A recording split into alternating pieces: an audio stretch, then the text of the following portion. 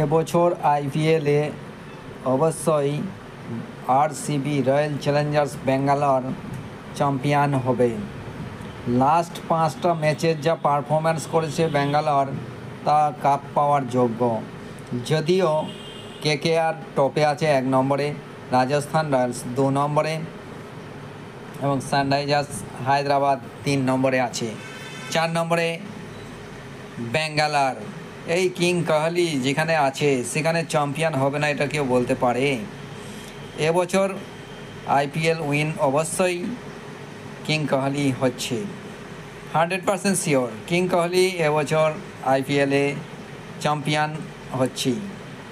KKR তোমরা জানি অনেকেই হয়তো ভাববে যে কেকেআর রাজস্থান রয়্যালস পেতে পারে কাপ, কিন্তু তাদের দুর্ভাগ্য হয়ে যাবে, তারা পারবে না, এই ম্যাচ জিততে পারবে না গো তারা।